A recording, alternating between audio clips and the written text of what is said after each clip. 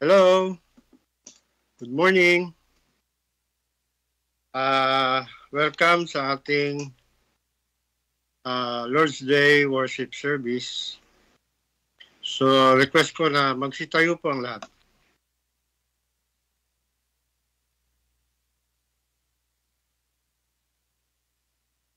At i-open nyo po ang inyong mga Bible sa mga awit,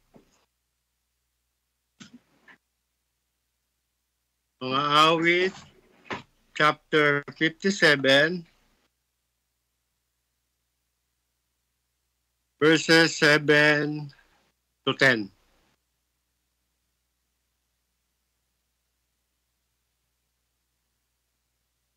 Mga awit 57, verses 7 to 10.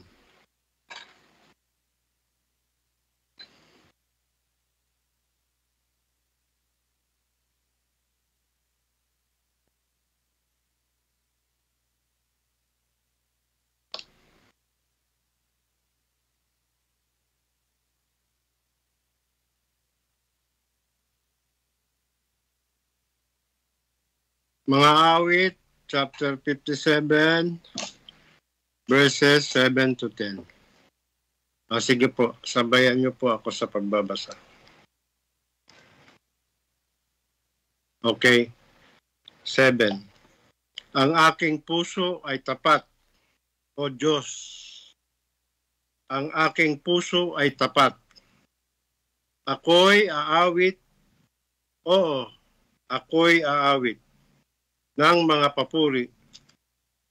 Gumising ka, aking kaluwalhatian.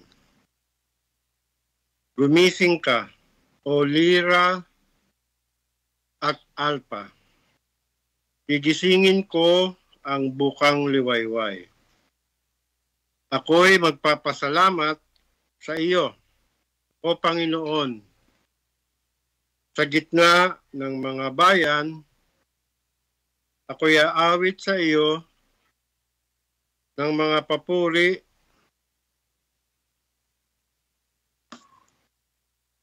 sa gitna ng mga bansa, sapagkat ang iyong tapat na pag-ibig ay dakila hanggang sa mga langit, ang iyong katapatan hanggang sa mga ulap.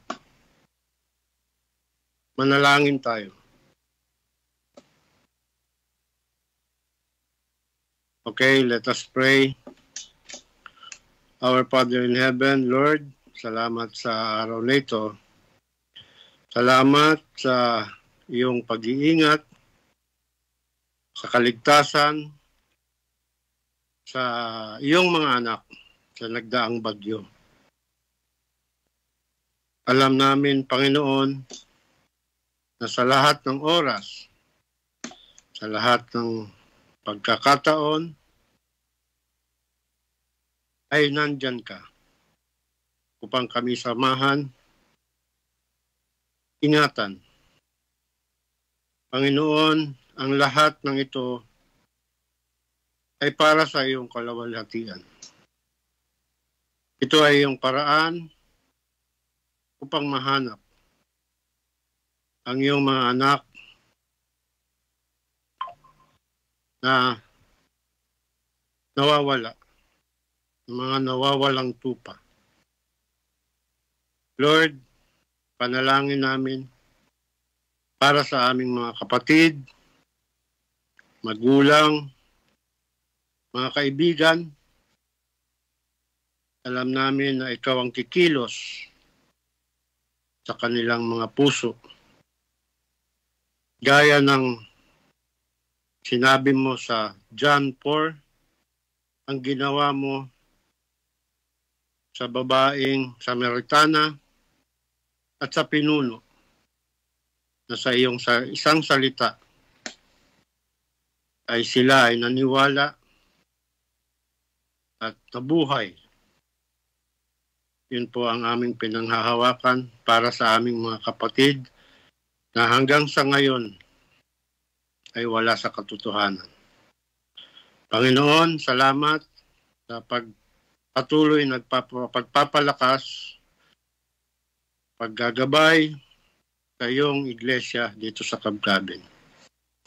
Panginoon, ikaw lamang ang aming itataas. Ikaw lang ang aming iluluwalhati, sasambahin at pasasalamatan. Ito ang aming panalangin sa ngalan ni Jesus. Amen. Okay, magpatuloy tayo, no? Open nyo yung mga Bible.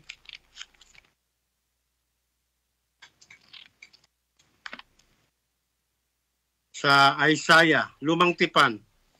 Isaiah 53, Isaiah chapter 53, verses 1 to 8.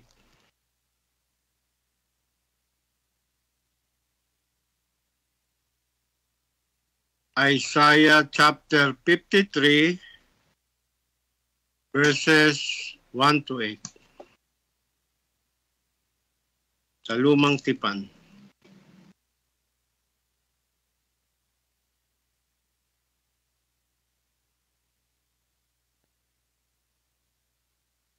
Isaiah chapter 53, verses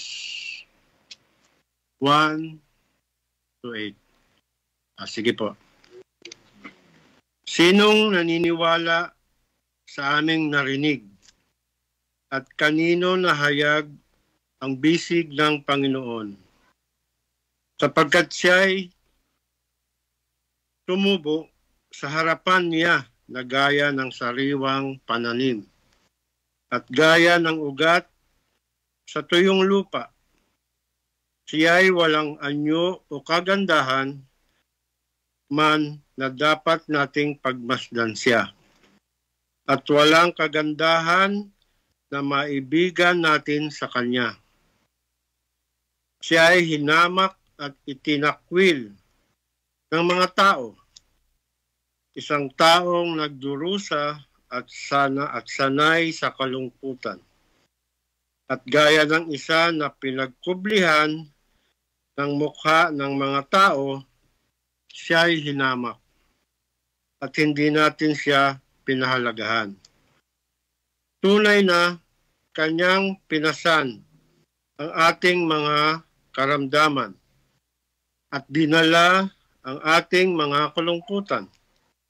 Gayunmay, ating itinuring siya na hinampas, sinaktan ng Diyos at pinahirapan.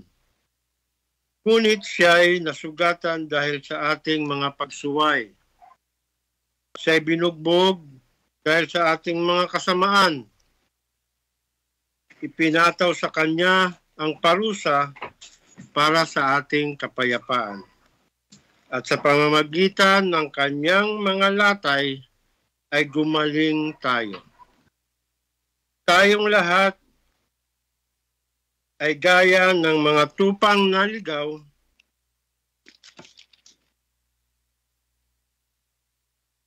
Bawat isa sa atin ay lumihis sa kanyang sariling daan at ipinasan sa kanya ng Panginoon ang lahat nating kasamaan. Siya'y inapi at siya'y sinaktan. Gayunmay hindi niya ibinuka ang kanyang bibig. Gaya ng kordero na dinadala sa katayan. At gaya ng tupa na sa harapan ng mga manggugupit sa kanya ay pipi. Kaya't hindi niya ibinuka ang kanyang bibig.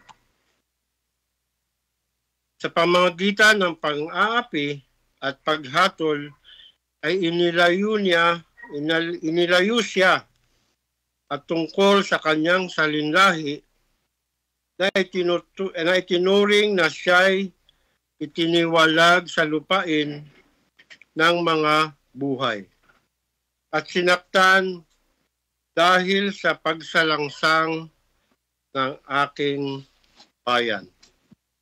Dumako tayo sa Bagong Tipan.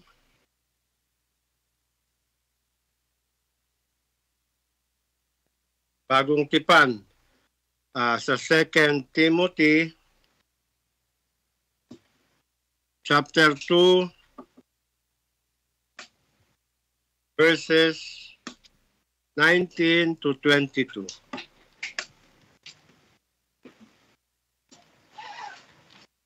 Bagong Tipan, 2 Timothy chapter 2 verses 19 to 22. Sige po.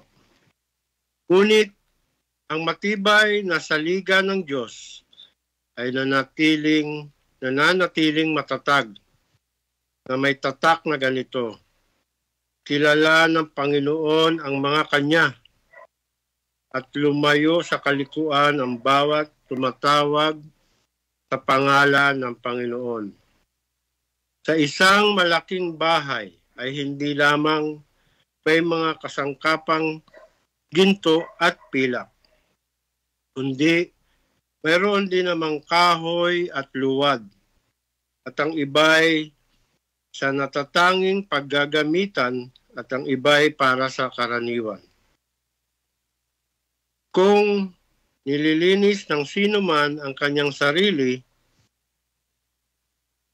mula sa mga bagay na ito, ay maging tanging kagamitan, itinalaga at mahalaga sa may-ari ng bahay, handa sa lahat ng mabuting gawa.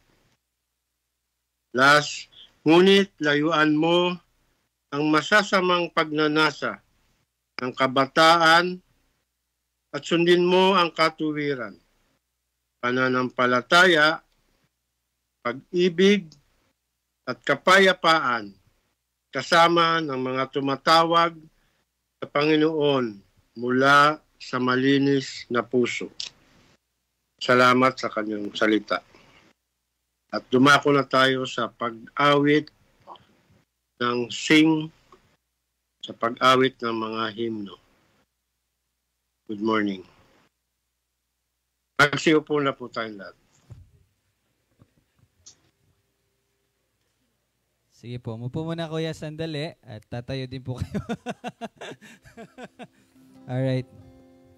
So, yun po, no? Salamat sa Panginoon sa kanyang salita.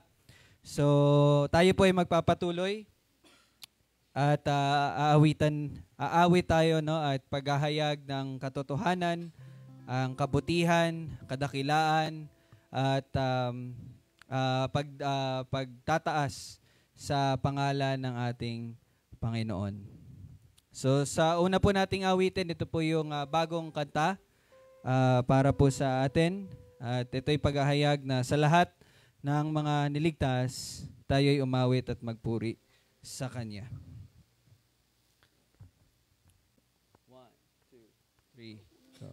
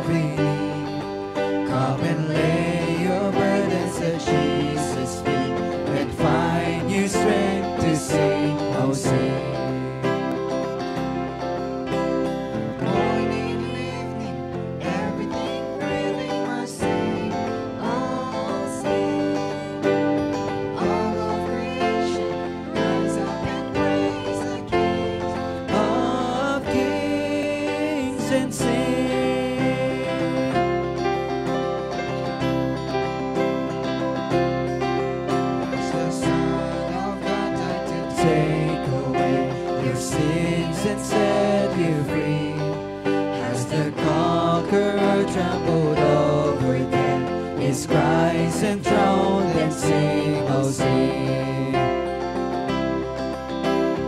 Morning and evening, everything within must sing, oh sing. All of creation, rise up and praise the King of kings, and sing.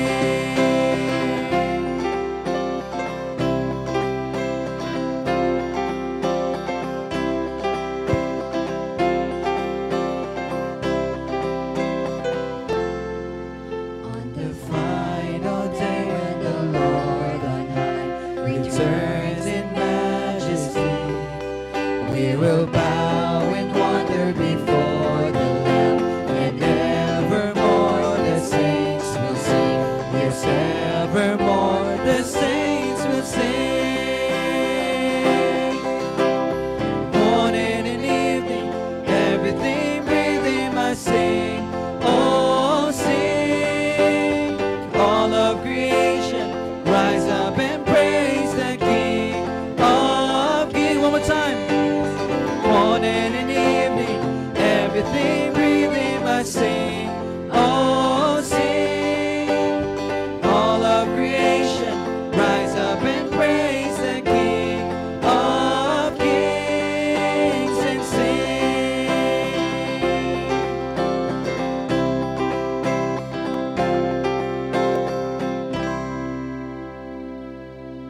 Sa ating pagpapatuloy, awitin po natin ang ikalawang kanta, Help Us See Christ. 1, 2, 3, go.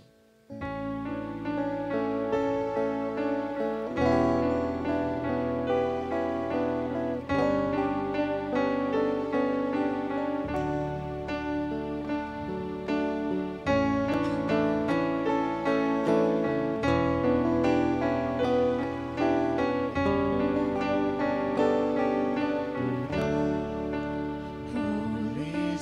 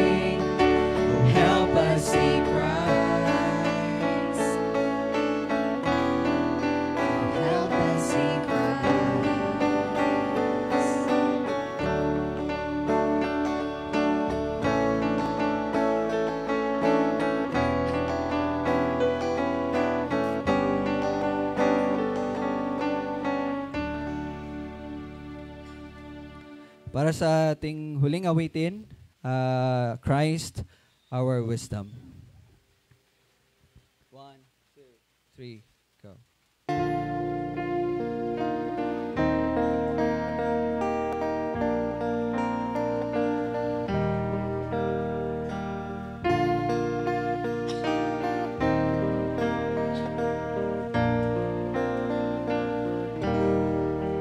Christ our wisdom, we are humbled when you hide your ways from us.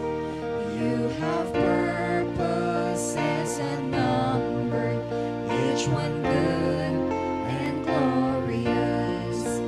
Help us rest when we go weary, free us from our anxious thoughts. Give us grace to see more clearly. You are God and we are not.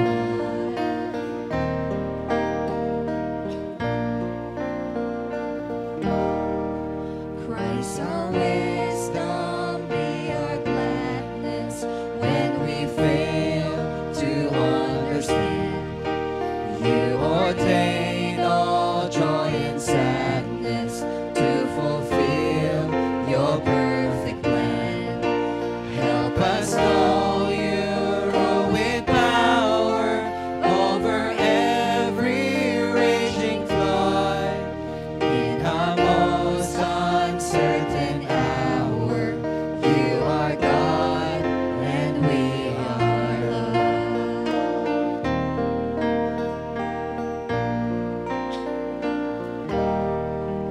Christ, some we will follow, though the way ahead is veiled. As we journey through the shadows, grant us faith where sight has failed. Help us cling to your commandments, strengthened by your faithful word. We will never be abandoned. You are God and we are yours.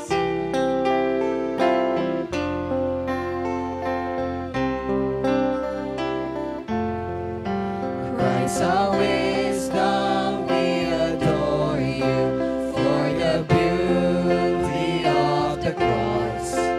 Once in foolishness we scorned you, but your blood has ransomed us. Help us sing the endless mercies of your humble heart to sing.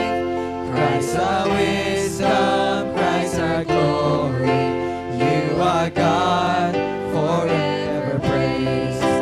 Help us sing the endless mercies of your humble heart to sing.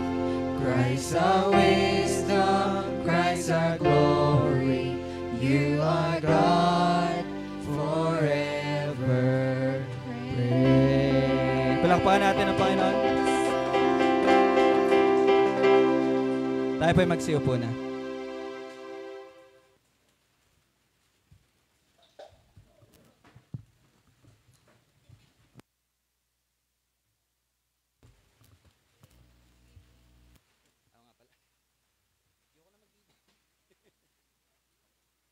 Meron ka nakalagay na Biblia. Pag sinabi kong giving, i-flash mo na yung sa, hindi yung sa pagpe-pray.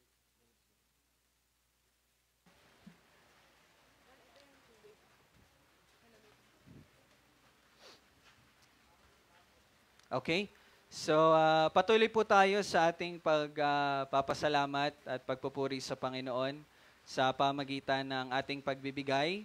So, pwede na po natin ibigay ating mga handog doon po sa box sa likod. At ito po ay outpouring na pasasalamat lamang po natin sa Panginoon. At yun po ay ating ginagamit din upang magpagpatuloy yung mga gawain sa paghahayag ng Ebanghelyo at pati na rin po sa pagtulong po sa ating mga kapatid na nangangailangan. And sa online, pwede din po kayong mag-send sa GCash. So, naka-flash po dyan yung ating GCash account. So, tayo po yung magpasalamat sa Panginoon. Panginoon, kami po ay nagpapasalamat sa patuloy na biyaya, sa pagbibigay at pagtutustos sa aming mga pangailangan.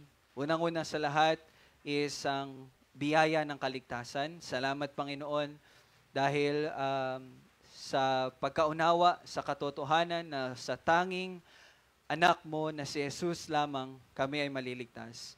At salamat dahil sa pagbabago na idinulot ng banal na Espiritu na nasa bawat isa sa amin. At salamat dahil nakita namin na sa lahat ng bagay kami ay nagpapasalamat. Dahil Panginoon, Ikaw ang may hawak ng lahat. At Lord, even sa mga binigay na handog ngayon, ito'y patuloy na magamit sa pagpapalaganap ng Ebanghelyo at magamit din sa pagbibigay at pagtutulong sa mga kapatid na nangangailangan. Purihin ka, Panginoon, sa lahat ng ito. Ikaw lamang at wala nang iba. Ito aming panalangin sa pangalan ni Jesus. Amen. Okay. So, once again, good morning and happy Lord's Day. Pakigreet naman yung inyong mga katabi. Happy Lord's Day. Okay, sa online, happy Lord's Day. So, sa mga kids, no? Meron yung mga kids. Okay po ba sila doon? Secure ba sila? Sige. Sige, sa mga kids, pwede na kayong pumunta sa likod. Okay. Bye-bye. Jamie, yung upuan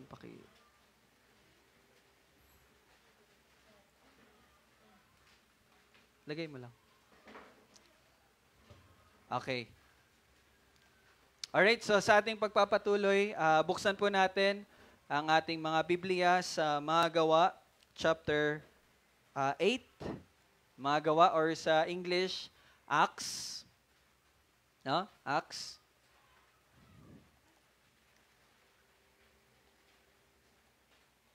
Okay. So, nung nakaraang linggo, nandyan na po kayo, Mga Gawa, chapter 8.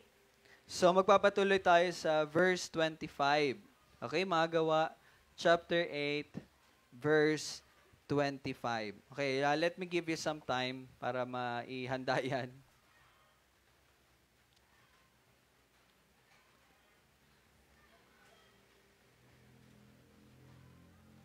Okay, nandyan na tayo? Alright. So, bago po tayo magpatuloy dyan, nung nakaraang linggo po, atin pong napag-aralan sa salita po ng Panginoon ang patungkol sa kung ano ang paglalarawan ng isang taong hindi tunay na nananampalataya. So, sumali siya, naniwala daw siya, nagpabaptismo siya, pero sa kalaunan ay nakita natin na siya pala ay hindi tunay, no, na mananampalataya. So, sino po yun? Kung matatandaan nyo, yun po si Simon or si Simon. Nasa same chapter, verse 9 hanggang 24, yun po yung ating pinag-aralan noong nakaraang linggo. At si Simon na salamangkero ay makikita po natin doon na akala niya, mabibili niya ang kaloob ng Espiritu. No?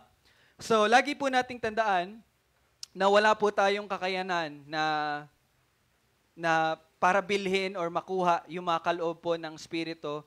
At wala po tayong kakayanan, tanging ang ating Panginoong Hesus lamang may kakayanan na bayaran kung ano man ang dapat nating pagbayaran. No? And isa din po sa mga katangian na nakita natin kay Simon is akala niya na ang pananampalataya kay Jesus ay para sa kanyang ikatataas. Di ba? Kung matatandaan nyo, parang sabi niya, bigyan nyo din ako ng kakayanan na magbigay ng Espiritu Santo. Pero lagi po nating tandaan na ang pananampalataya po natin sa Panginoong Hesus ay para po sa kaluwalhatian at itataas po ng ating Panginoon. And lastly, so makita natin doon yung patuloy na pagmamataas ni Simon na kahit na inihayag na sa kanya ni Pedro yung kanyang kasamaan, yung kasalanan na meron siya. Anong sabi niya? Kayo na lang ang mag-pray sa akin. No? Pero lagi po nating tandaan ang isang tunay na binago at binuhay ng Diyos, naunawaan niya ang kanyang kalagayan na siya ay ubod ng sama, na siya ay makasalanan at siya ay nangangailangan ng tagapagligtas. So mga kapatid, you have to understand that. Dapat nyo maintindihan kung anong kalagayan natin. We are sinners. Ibig sabihin, we violated the law of God. Ibig sabihin, nilabag po natin ang kautosan ng Panginoon. And that is the reason bakit po tayo dapat ay itapon sa ilog or sa lawa na naglalagablab na asupre at yung tinatawag po natin na impyerno. We deserve hell. No? And you must understand that. And because of that, dahil po doon, tayo ay lubos na nangangailangan ng tagapagligtas. So ang isang tao hanggat hindi niya naunawaan na siya ay nangangailangan ng tagapagligtas, he would never come to Christ. So ikaw kapatid, if naunawaan mo ang iyong kalagayan na ikaw ay ubod ng samahan, that you really need God, you really need a Savior, then praise be to God. No? Naunawaan natin iyon. Now, lagi niyo pong tandaan na ang pagliligtas ay sa Panginoon. Always remember that. Salvation is of the Lord. Ibig sabihin, yun nga, no, ang kaligtasan ay tanging nasa Panginoon lamang. So, bakit po natin yun nasabi? Yun po ang sabi ng Biblia. Tinuturo po ng salita ng Diyos na ang Ama po ang nagtakda at pumili sa simula. Now, meron pong verse na akin pong babasahin para sa inyo. Just to prove, no, na ang kaligtasan ay gawa po ng ating Panginoon. In Ephesians 1:4-5. Remember, tandaan niyo po, ang Ama ang pumili. Ang Ama ang nagtakda. Sabi diyan sa Ephesians 1:4-5, listen carefully, ayon sa pagkapili niya sa atin, bago itinatag ang sanlibutan. No? Bago pa man itatag ang sanlibutan, pinili niya na.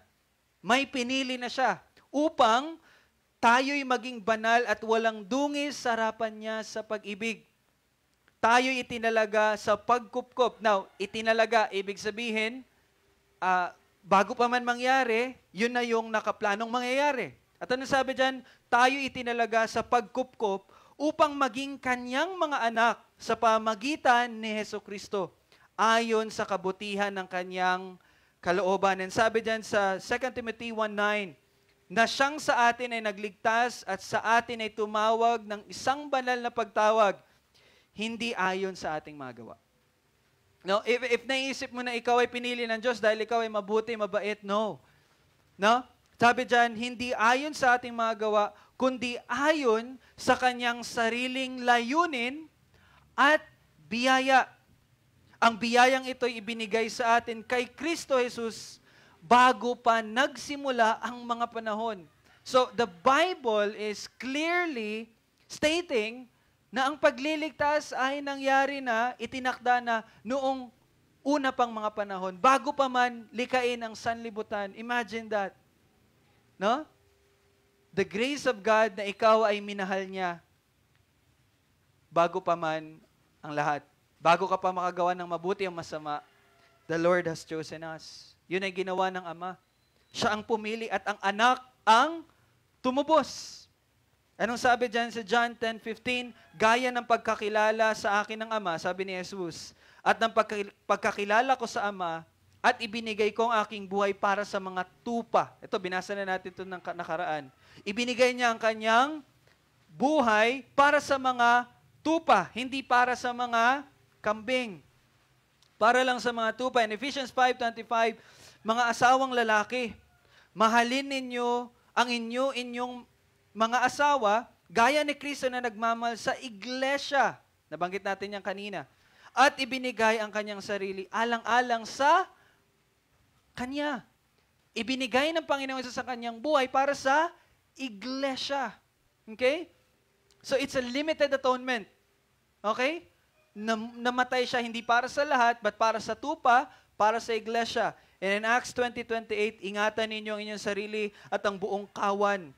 Sa kanila inilagay kayo ng Espiritu Santo ng mga tagapangasiwa upang ito po ay instruction po para sa mga church leaders. Sabi niya, kayo ay inilagay kayo ng Espiritu Santo ng mga tagapangasiwa upang pangalagaan ninyo ang iglesia ng Diyos na binili niya ng kanyang sariling dugo. You see, the price that was paid was the precious blood of Jesus Christ. At hindi po nagtatapos dyan. No, hindi po nagtatapos dyan. Ang Espiritu Santo ang nagbigay ng formal na pagsasakatuparan ng pagliligtas ng ating Panginoong Jesus. Sabi po dyan sa John 1:12-13, subalit ang lahat ng tumanggap sa Kanya na sumampalataya sa Kanyang pangalan ay Kanyang pinagkalooban sila ng karapatan na maging mga anak ng Diyos. So, yung mga nanampalataya, you were given the right to be sons of God, to be called sons of God, na ipinanganak hindi ng dugo o sa kalooban ng laman o sa kalooban ng tao, kundi ng Diyos. Yung mga nananampalataya sa Kanya, you were born.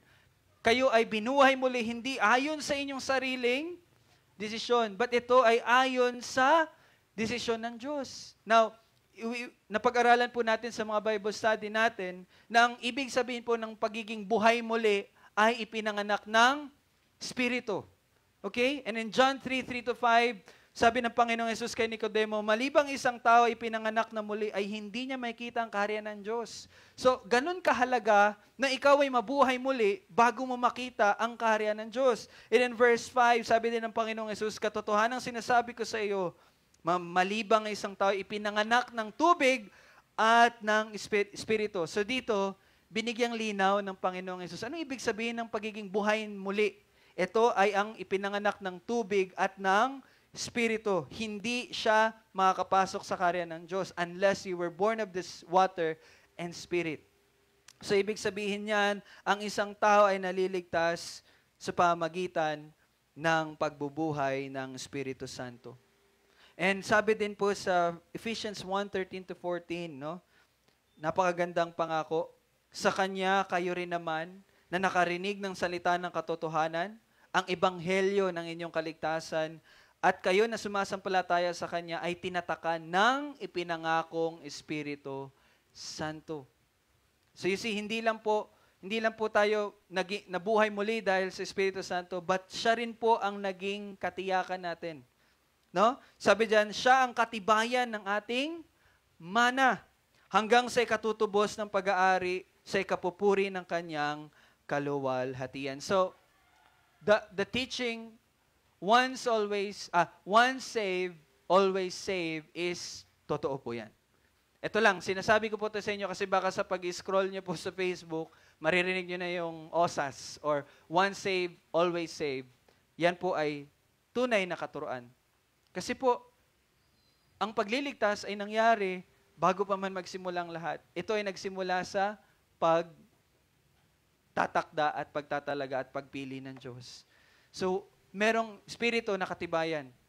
Okay? So, hindi na po nawawala ang kaligtasan sa isang tao. So, you have to understand na ang iyong kaligtasan po ay biyaya. Okay? Now, you know what? Tayo mga tao, we tend to shout justice. Di po ba? Hustisya. No? Hustisya naman dyan. Di ba? Pero you know what? Being Christians, you have to understand, hindi po hustisya dapat ang sinisigaw natin. Ano ibig sabihin? Hindi hustisya. Kasi kung ide-demand natin yung hustisya, alam niyo po saan tayo mapupunta? Impyerno. If pagsisigawan natin sa Panginoon hustisya, tayo ay mapupunta sa impyerno. That's justice. Why? Yun lang ang nararapat sa atin kasi we sin against God. Tayo nagkasala. But, sa habag at awa ng Diyos, hindi po hustisya ang ibinigay sa atin, but grasya. Biyaya. That's why tayo ay naligtas. Okay? Pero ang pagbibigay ng biyaya ay hindi po nangangulugang walang hustisya. Okay? Okay, para lang maging klaro sa inyo, di ba dito sa Pilipinas, meron tinatawag na pardon. Di ba? Yung mga nakulong, merong tawag na pardon, binibigyan sila ng grace, kumbaga nakakalaya sila. That's not injustice. Hindi po yun walang hustisya. It's just grace. So tayo po, ng mga niligtas, ang ating natanggap ay biyaya. Grace. Grasya. Okay? So, lagi niyo pong tandaan, ang kaligtasan ay biyaya lamang. So sa ating pagsisimula, makikita natin muli ang pagkilos ng Diyos sa kanyang pagliligtas sa kanyang mga inililigtas. So yan po ang ating pag-aaralan sa Acts 8:25 to 40. Let us pray. Salamat Panginoon sa patuloy na pagtuturo sa amin. At ngayon ay mapapakita mo uli at matuturo sa bawat isa na ang pagliligtas ay sa iyo. Ikaw ang may gawa nito, ikaw ang nagtakda nito, at ikaw ang nagsasakatuparan nito. Lahat ay gawa mo, O Diyos. Kaya nagpapasalamat kami na kami ay naligtas dahil sa iyong biyaya, dahil sa pagkilos mo sa aming mga buhay. Patuloy mo po kaming gabayan sa Espiritu Santo. Puspusin mo kami at ang aming puso ay mapuno ng kagalakan.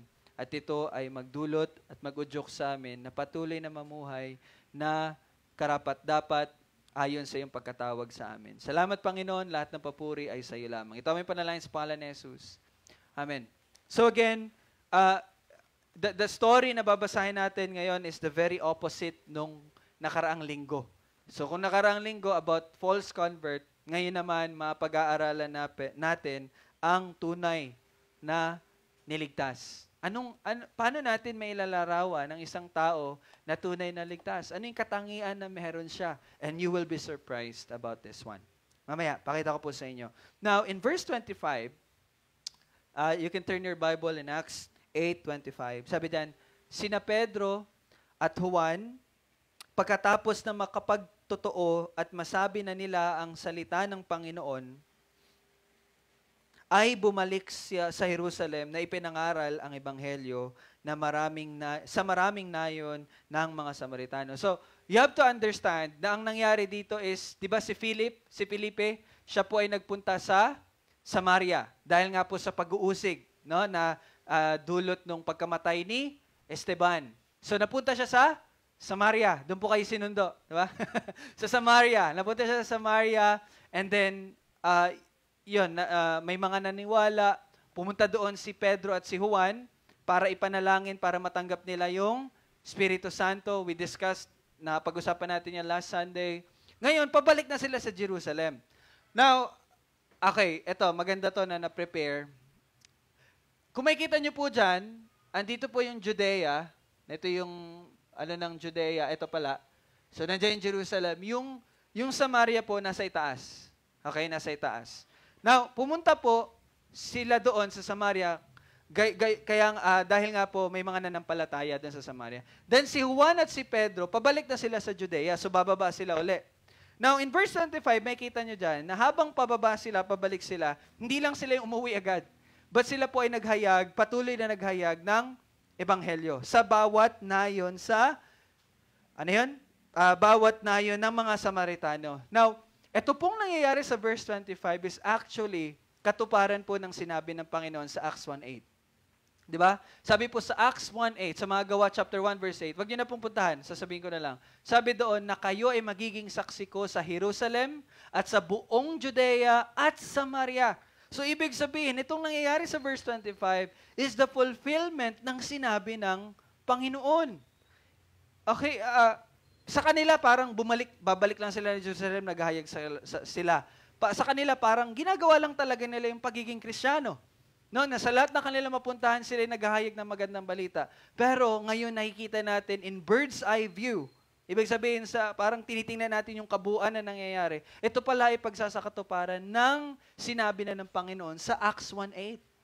No, nahayag po ang ebanghelyo sa lahat, sa buong Samaria. Kasi kung babalikan natin sa chapter 7, 8, doon na po nahayag sa buong Judea. Nangyari na po yun. Ngayon, nasa Samaria na tayo. Now, I want you to see that. No? Yung nagiging pagsasakatuparan, yung progress po ng paglalaganap ng ebanghelyo. Now, ito po ay hint sa inyo and pagpapatunay sa bawat isa sa inyo na ang pagliligtas ay sa Panginoon. He knows it kasi siya ang gumagawa noon. Okay? Siya ang gumagawa ng kaligtasan ng isang tao. And this time, you will see a very specific example kung paano yung ginawa ng Panginoon. Kanina, tinanong ko kayo, anong katangian ng isang taong ligtas? And so the answer will be, ngayon, may kita natin. In verse 20, ano po yun? Okay. Alright. Nakakatuwa naman. Okay, sorry po. Patuloy tayo sa verse 26. Okay? Kung makikita niyo po sa verse 26, pagkatapos ay sinabi ng isang anghel ng Panginoon kay Felipe. Now, you have to understand na sila po naglalakad, nagbabalita, naghahayag ng magandang balita. Then suddenly, pabalik sila sa Jerusalem, suddenly, may nagpakitang isang anghel kay Felipe. Out of nowhere, may nagpakitang anghel. At anong sinabi kay Felipe? Tumindig ka at pumunta patungong timog sa daan pababa mula sa Jerusalem patungong Gaza. Ito ay isang ilang na daan. Now, kaya ko po ito inihanda para ma-imagine nyo po kung ano po nangyayari at saan nangyayari ito. Ito po yung Jerusalem. Pabalik sila dito. Alright? Pabalik sila sa Jerusalem. Pero, sinabi ng anghel kay Felipe, bumaba ka at pumunta ka ng Gaza. Gaza, ito po yung Gaza. Okay? At sa baba niyan is yung tinatawag na Egypt. Alam niyo po yung Egypt? Okay? Now, yung papunta po doon sa Gaza, actually, is meron pong dalawang daan. Two ways, kumbaga, na pwedeng daanan. Para pumunta mula sa Jerusalem hanggang sa Gaza. Now, bago ko po sabihin sa inyo yung dalawang daan na yon, magbalik tanaw po tayo doon sa mula po sa chapter 2 hanggang chapter 7. Kung matatandaan niyo po, may ginagamit po ang Panginoon upang gabayan ang mga mananampalataya or yung mga alagad sa kung paano nila ihahayag ang magandang balita. Kung matatandaan niyo po yung pagpapagaling po ng lumpo na lalaki sa templo, sa gate. Ano yung pangalan ng gate? Si Maganda. Yung pangalan ng gate is si Maganda. Alam nyo ba na yung pagpapagaling ng lumpong lalaking iyon, yun po yung ginamit ng Panginoon upang mahayag ang Ebanghelyo. That's one thing. And pagkatapos po nun, doon na din po nagsimula yung pag-uusig. Yun yung unang pag-uusig pagkatapos nun. At alam nyo ba, dahil po sa pag-uusig, yun yung ginamit ng Panginoon para mas mapalagana pa ang Ebanghelyo. Now ngayon naman, makita nyo dito na ginagamit ng Panginoon ng isang anghel at Espiritu Santo para gabayan ang mga alagad sa paghahayag ng Ebanghelyo. Hindi lang po ito actually, kung titingnan natin sa chapter 10, pwede ba tayo pumunta sa chapter 10? No, dalawang jump lang, 8, 9, 10. Verse 1 hanggang 3. Mababasa po dyan. Chapter 10, verse 1 to 3. Sabi dyan, sa Caesarea ay may lalaki na ang pangalan ay Cornelio, isang centurion ng tinatawag na pulutong Italiano. Isang taong masipag sa kabanalan at may takot sa Diyos, kasama ang kanyang buong sambahayan, naglilimos ng marami sa mga tao at laging nananalangin sa Diyos. Minsan, nang may oras na 9 ng araw, nakita niyang maliwanag sa isang pangitain ang isang anghel ng Diyos na dumarating at sinasabi sa kanya, Cornelio. Now, hindi na po natin babasahin yung buong story. Pero ang nangyari po dito, si Cornelio po ay isang hentil. Hindi po siya Hudyo.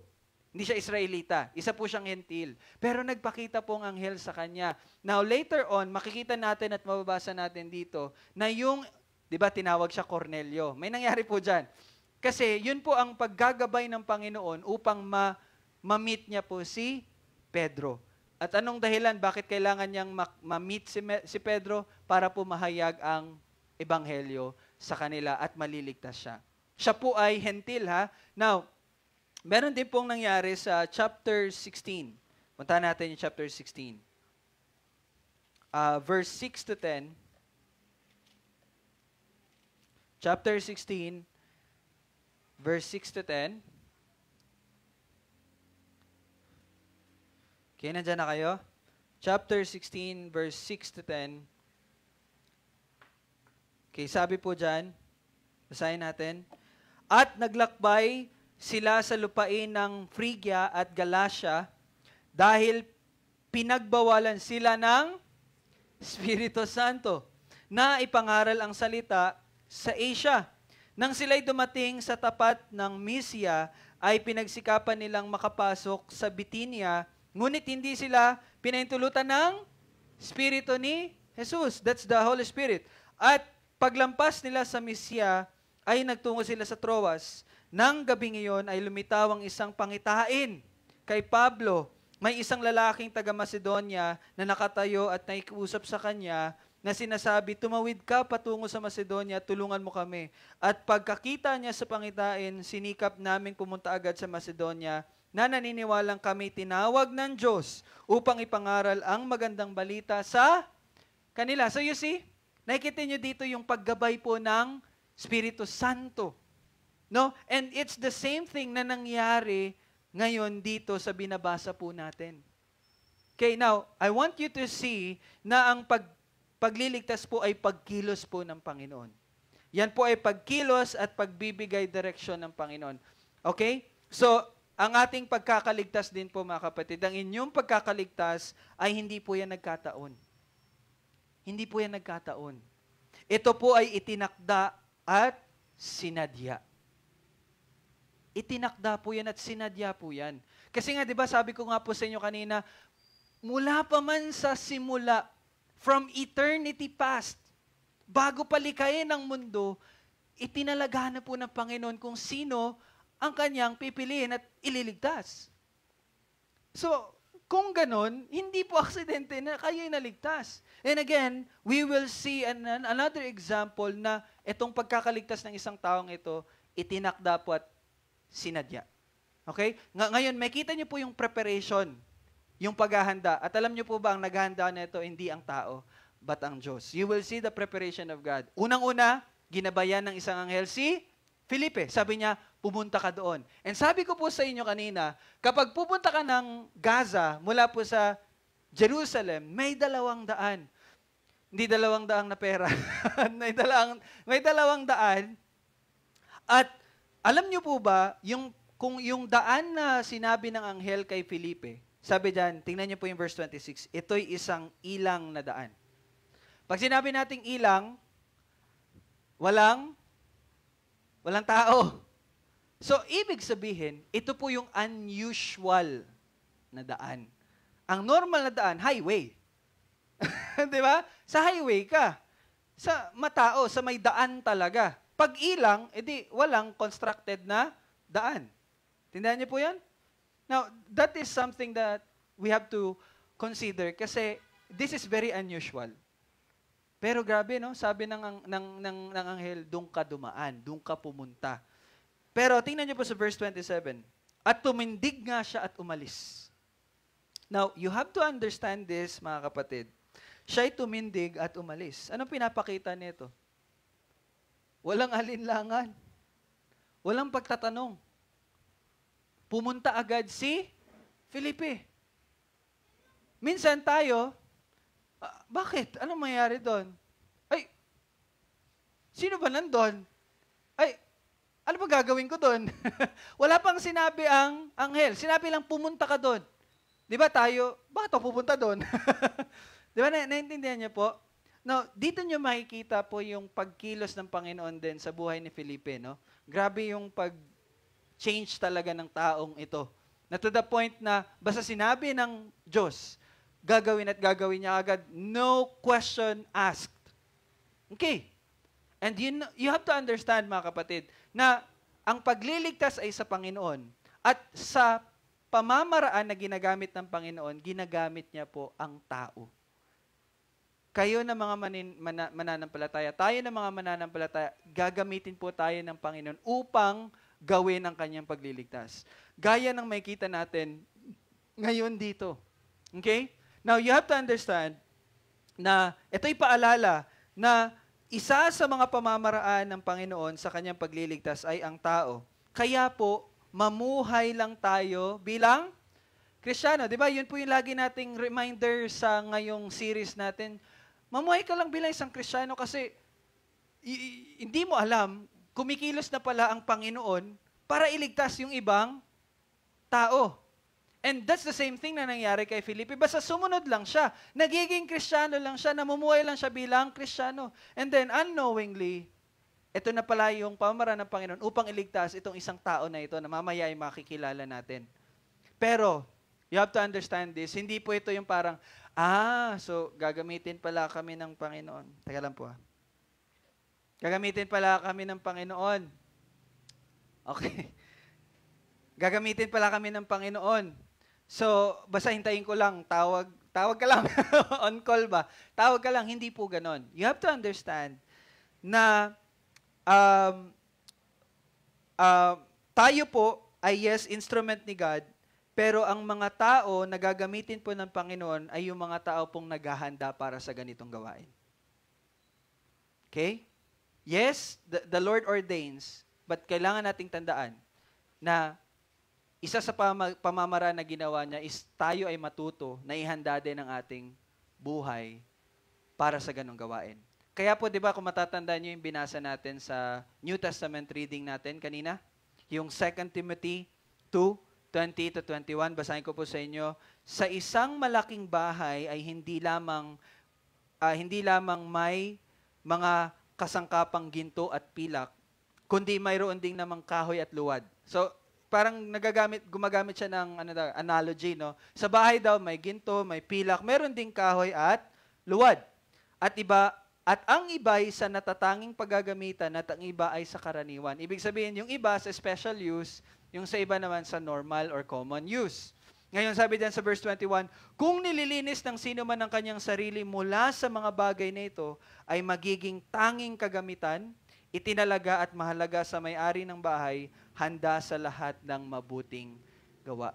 Ibig sabihin po, you have to understand na kung ikaw nililinis mo yung sarili mo gamit po yung nakaraan, ano po yun? Gamit ang dayami, yung ganun, natandaan niyo po yun? Yung naghahanda ka ng bahay pero ang gamit mo kahoy, dayami at karaniwang kahoy, pag sinubok na po yan sa apoy, sunog.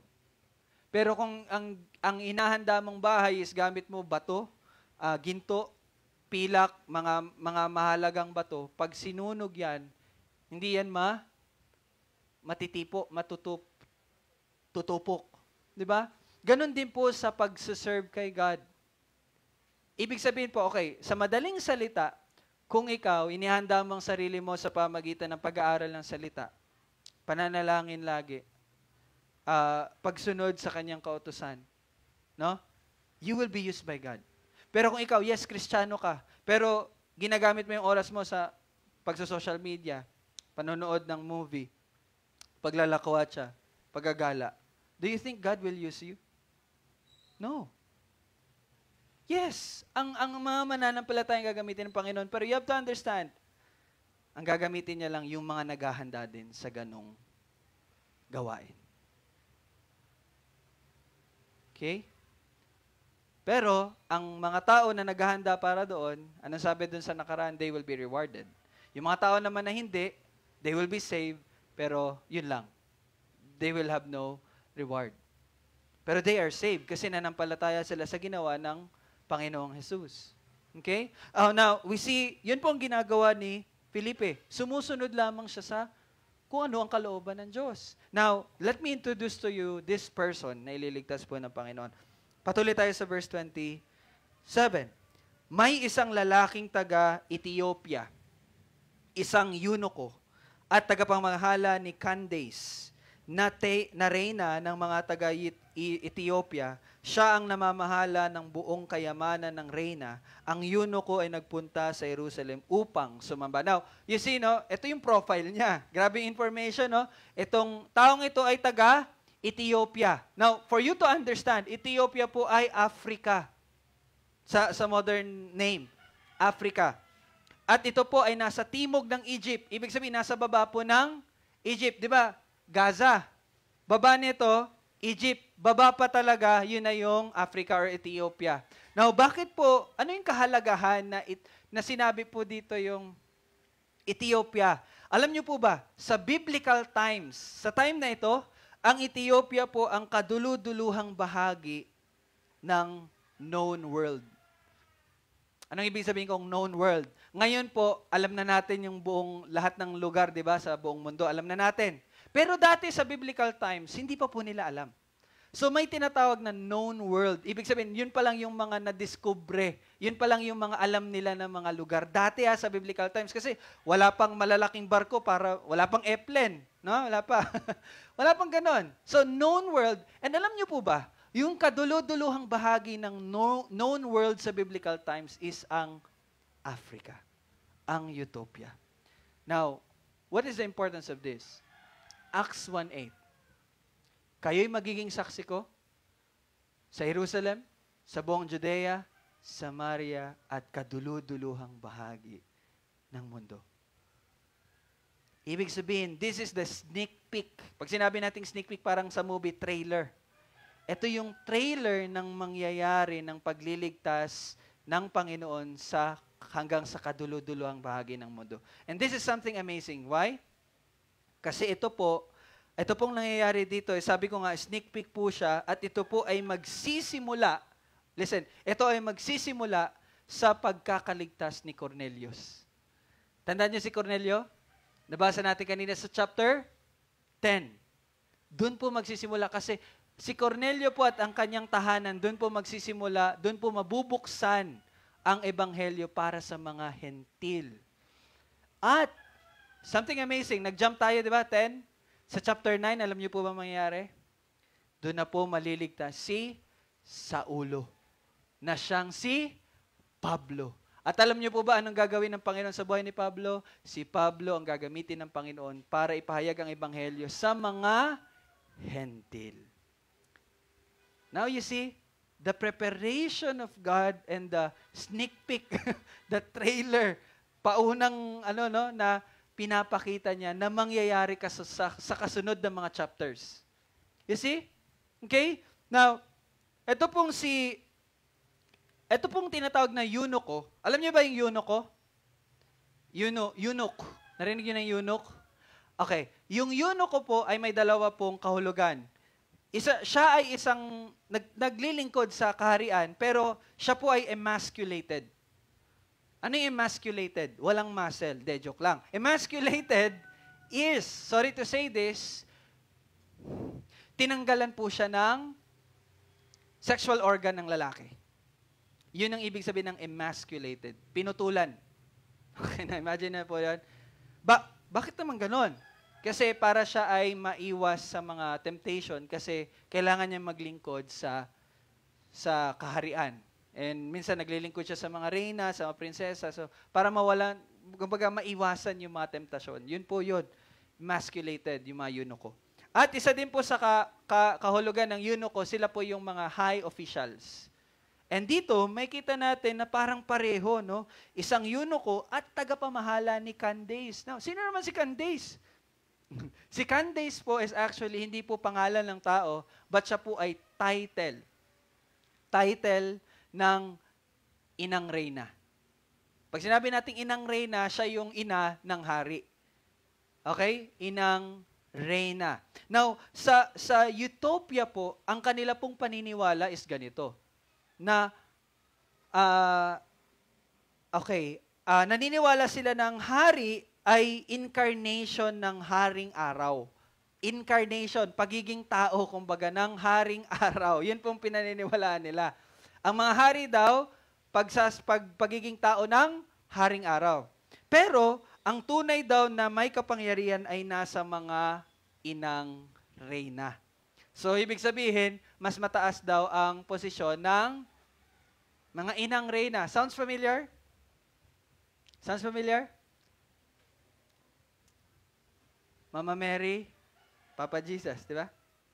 Ganun po ang pinapakita. Kaya nga, kung natatandaan nyo in the previous natin ng mga preaching, pinakita ko po sa inyo origin ng sa Roman Catholicism na mga practices galing po sa pagan worship. And this is one example. No? So, yun po pinaniwala nila. So, ibig sabihin, and dyan sa last part ng 27, ang eunuko ay nagpunta sa Jerusalem upang sumamba. So, isa sa information na makikita nyo dito sa eunuko, siya po ay isang proselyte. Natandaan niyo po yung proselyte? Proselyte po ay isang hentil na nagpabaptize or nagpa-convert sa Judaismo. Yun po ang tawag sa kanila, proselyte. So si eunuch na to, isang proselyte. So may kita nyo na parang nagsa-search talaga siya, no, sa Diyos. Okay? And then, verse 28, siya ay pabalik na at nakaupo sa kanyang karwahe, binabasa niya ang propeta Isaias. Now, alam niyo po ba, sabi diyan, siya ay pabalik na. Saan siya papunta? Hindi to the moon, ha? Siya ay papunta sa Utopia. Siya ay galing sa Jerusalem. At anong sabi diyan? Siya ay nanggaling doon. Siya ay bumalik doon kasi nagpunta siya sa Jerusalem upang sumamba. Now, this is something amazing. Alam niyo po ba, kapag ikaw ay nagmula sa Jerusalem at babalik ka ng Utopia, ang distance po niyan is 4,000 kilometers. So, wala pang airplane, wala pang sasakyan. Alam niyo po ba, ang travel time dati is isang buwan. Isang buwan ng travel time. So, ibig sabihin, mula sa Utopia, papunta sa Jerusalem, 1 month. Sumamba siya doon. So, siguro, nag-attend siya ng Paskwa. Kasi yun yung pag-ano ng mga mananampalataya ng Judaismo sa Jerusalem. Pagpunta sa iba't ibang bansa. Ganun ang ginawa niya. 1 month. And ngayon, pabalik na siya sa Utopia, another 1 month of travel. So, itong taong ito is, may kita natin, deboto. Imagine mo, 1 month. No? 1 month siya. 1 month po siyang lalakbay. And kailangan nyo makita na it is possible, nung pagpunta niya po sa Jerusalem, narinig niya po ang pahayag nila Pedro. It's possible na narinig niya po yung gospel. Kaya lang, hindi siya nag-convert, nanatili siya sa Judaismo. One of the reason is, siguro, binaliwala niya kung narinig niya man. And isa din sa dahilan, siguro, hindi pa niya tuluyang natatanggap. No? Kaya one of the possible reason bakit siya nagbabasa ng propeta Isaias. It's possible na nagsisik talaga siya. Okay? Now, alam niyo po ba itong Isaiah ay mababanggit po ng 22 times sa New Testament. Ginamit siya na parang cross-reference sa New Testament 22 times. Okay, anong pinapakita niyan? Sabi ni J.C. Ryle, it's possible, ni Matthew Henry, sabi niya, it's possible na ito yung nagpapahiwatig din sa bawat isa sa atin na maganda na basahin niyo po yung Isaiah. No? Yun lang, dagdag ko lang po. Kung magbabasa kayo ng Old Testament, one thing siguro na pwede niyo i-consider is yung Isaiah. Okay? Now, binabasa niya ang propeta Isaias, and you have to understand this. Ang debosyon at pagnanais po ay maganda, pero hindi po yan na nakakaligtas. Di ba? He devoted siya eh.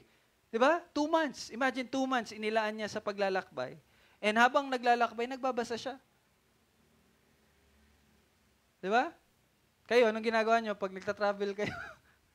No? Sana ganun din ginagawa niyo. Habang travel time, nakikinig at nagbabasa. Siya ganun ginagawa niya. May kita niyo dito yung desire niya. Desire. No, may paraan talaga. Di ba? Kung may desire. Now, pero you have to understand na kailangan po ng tamang pag-unawa. Kung meron kang debosyon, meron kang pagnanais, pero wala namang tamang pag-unawa ng salita ng Diyos, hindi rin po yun makakaligtas talaga. Okay? Now, in verse 29, ano po nangyari? Sinabi ng Espiritu kay Felipe, lumapit ka at makisakay sa karwaheng ito. So again, makita natin dito yung another instruction, gabay ng Panginoon sa pamagitan ng Espiritu Santo. No? And tingnan nyo yung naging reaction ni Felipe, verse 30. Sabi dyan, kaya tumakbo si Felipe doon. Tumakbo si Felipe. Now, dito nyo na naman uli makikita na si Felipe ay nagiging Kristiyano lang talaga. Sumunod siya. Now, you have to imagine, ito pong sinabi dito na karwahe. Na? Huwag niyo pong iisipin na isa lang pong kabayo, isang kamelyo, isang, ano ba tawag dyan? cart? Ganun po itsura. Hindi po. Imagine, 2 months travel, plus siguro 1 week or 2 weeks or 1 month stay sa Jerusalem. Kailangan niya ng maraming dala. So imagine niyo po to, ano po to? Isang mahabang prosesyon po to.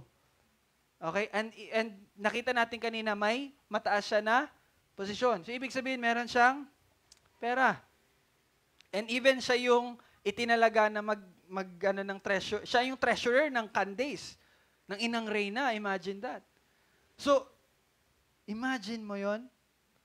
Pinapunta ka ng Espiritu Santo, makikita mo yung napakaraming sundalo, bantay. Tapos sasabihin sa'yo, sabi dan, lumapit ka at makisakay sa karwaheng ito. Na imagine, sila po ay Africans. And yun po ay disyerto.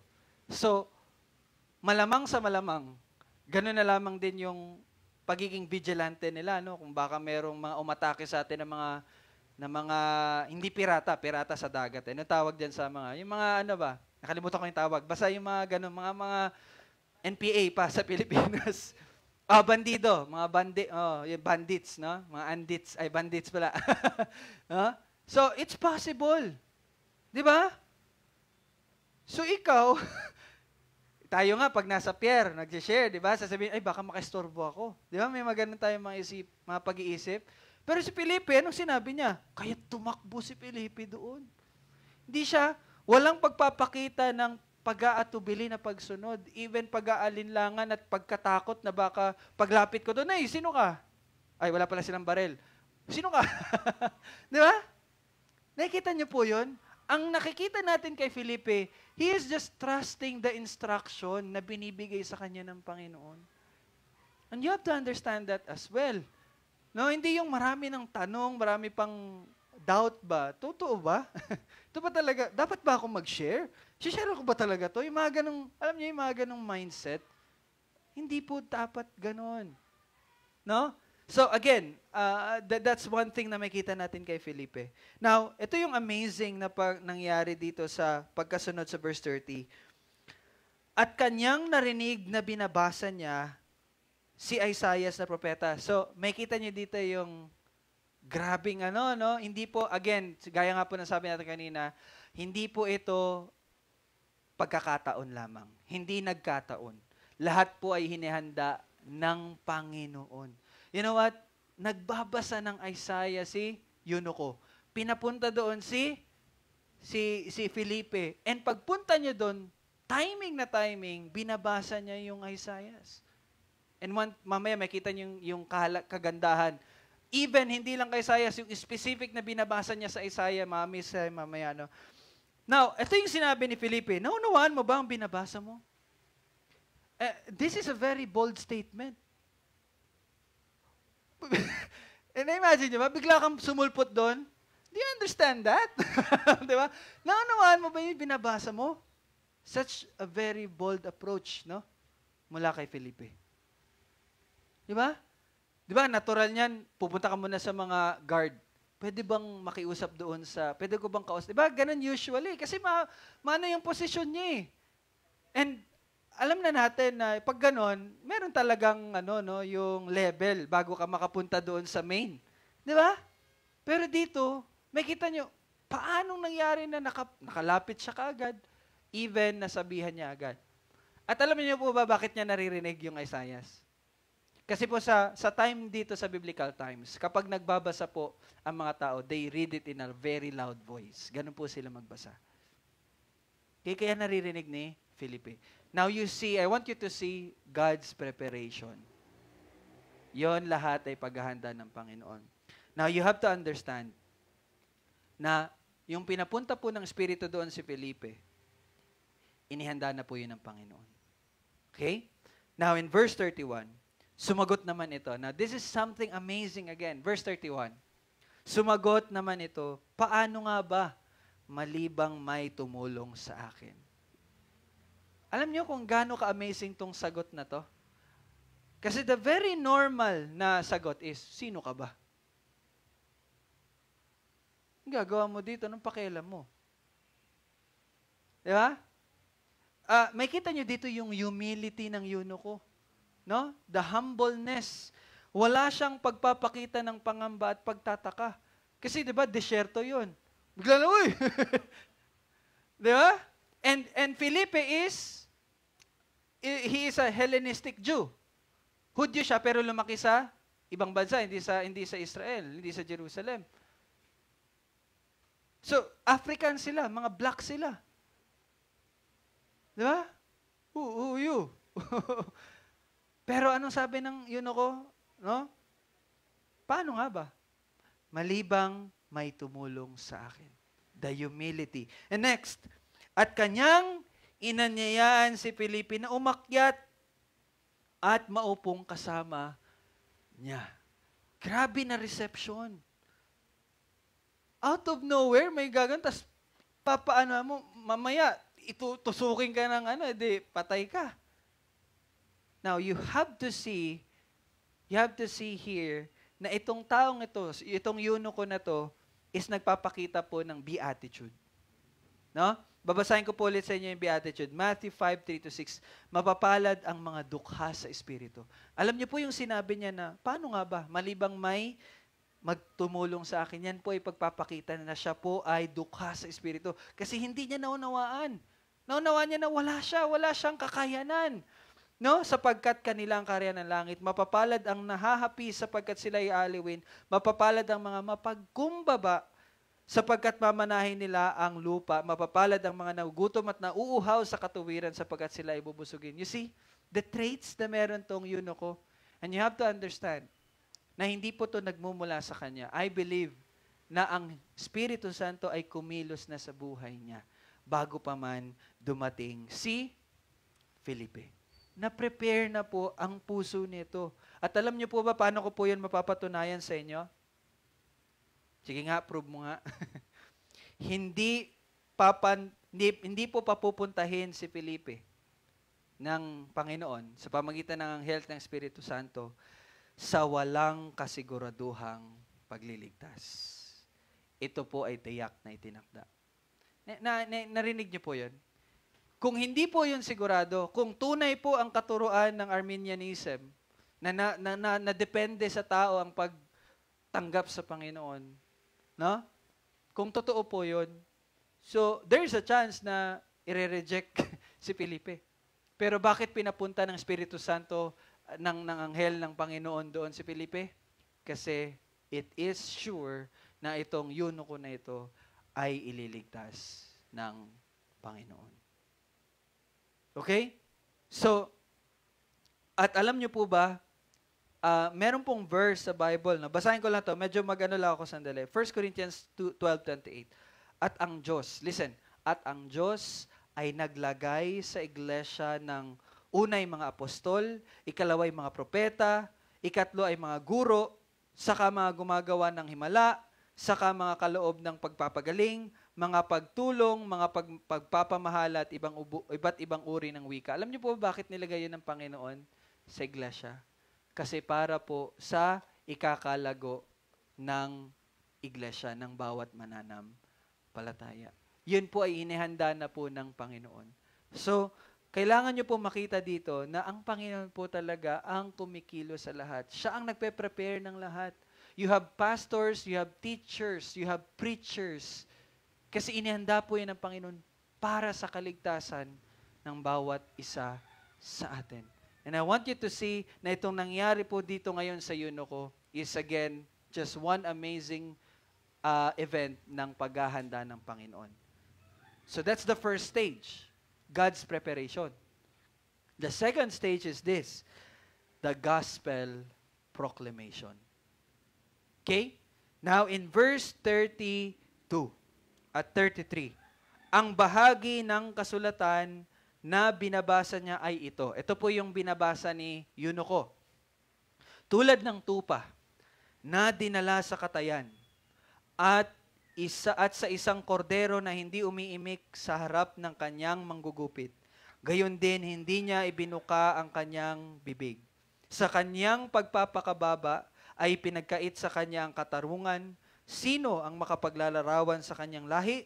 Sapagkat inalis sa lupa ang kanyang buhay. Grabe, no? Alam niyo po ba itong part na to ay sa Isaiah chapter 53 verse 7 to 8. Yun po yung binasa natin kanina sa Old Testament reading. And Isaiah 53, makikita niyo po kung sino yan. Okay? Now, let me explain to you yung parteng ito. Let me share to you the gospel using this verse. Sabi diyan, tulad ng tupa. No? Tulad ng tupa na dinala sa katayan.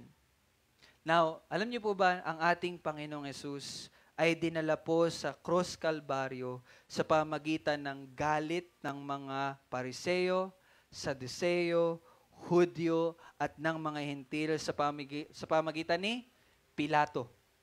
Okay? Siya po ay sentensyahan ng kamatayan. So yun po yung pinapakita dito na tulad ng tupa na dinala sa katayan. Ito ay nangyari kay Jesus. And kung babasahin natin sa Luke 9:21-22, listen carefully. Subalit kanyang ipinagbilin at ipinag-utos sa kanila na huwag itong sabihin kahit kanino. Na sinabi po ito ng Panginoong Hesus sa mga alagad. Sabi niya, ang anak ng tao ay kailangang magdusa ng maraming bagay at itakwil ng matatanda at ng mga punong pari at ng mga eskriba at patayin at sa ikatlong araw ay muling bubuhayin. So makita niyo po dito na ito po ay nangyari at propesiya at sinabi din talaga ng ating Panginoong Hesus. And the next part is this, sabi diyan, at isang kordero na hindi umiimik sa harap ng kanyang manggugupit. Alam niyo po ba yung mga tupa? Kapag, di ba, mabalahibo yan. Kapag tatanggalin niyo na sila ng hindi yan nakakibo, nakaganon lang yan. Gaganon mo. Hindi yan tulad nung ibang mga hayop na ang mga tupa, ganun po. Ganun din ang nangyari sa Panginoong Hesus. Let me read to you Matthew 26:63. Sabi diyan, ngunit hindi umimik si Jesus. At sinabi ng pinakapunong pari sa kanya, pinanunumpa kita sa harapan ng Diyos na buhay. Sabihin mo sa amin kung ikaw nga ang Kristo, ang anak ng Diyos. Pero hindi po umimik, no? Ang ating Panginoon. And in 1 Peter, alam niyo yung dahilan bakit? Ito po. 1 Peter 2:22-24, siya'y hindi nagkasala at walang natagpo ang pandaraya sa kanyang bibig. Nang siya'y alipustahin, hindi siya gumanti. Nang siya'y magdusa, hindi siya nagbanta. Kundi pinagkatiwala ang kanyang sarili doon sa humahatol na may katarungan at yun po ay ang Diyos Ama. Siya mismo ang nagdala ng ating mga kasalanan at sa kanyang katawan sa punong kahoy upang tayo'y mamatay sa mga kasalanan at mabuhay sa katuwiran dahil sa kanyang mga sugat ay gumaling kayo.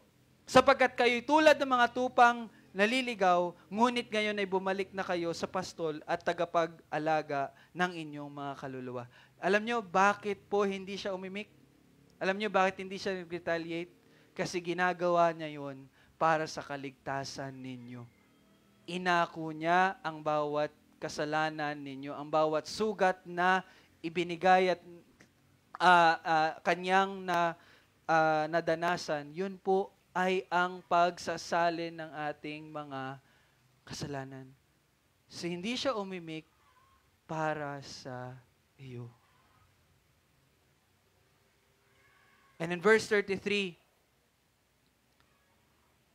verse 33, ipinagkait sa kanya ang katarungan. Ano pong ibig sabihin nito? Siya ay natagpo ang walang sala, pero siya po ay hinatulan ng kamatayan.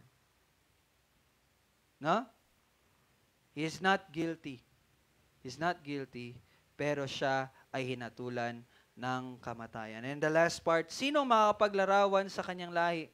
Sapagat inalis sa lupa ang kanyang buhay. Now, this is somehow mahirap siyang intindihin dito sa pagkasulat dito ni Lucas. Kasi ito po ay translated na sa Greek. No? Septuagint na po ito. Pero, it's possible na binabasa po ng eunuko ay sa Hebreo. Ibig sabihin doon po sa Old Testament. So, let me read to you the Old Testament equivalent nito. Ito po ay mula po sa Isaiah 53:8.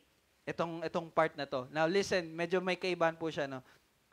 Pakinggan niyo po. Sa pamagitan ng pang-aapi at paghatol ay inaluyo siya, at tungkol sa kanyang salinlahi na itinuring na siya'y itinawalag sa lupain ng mga buhay at sinaktan dahil sa pagsalangsang ng aking bayan.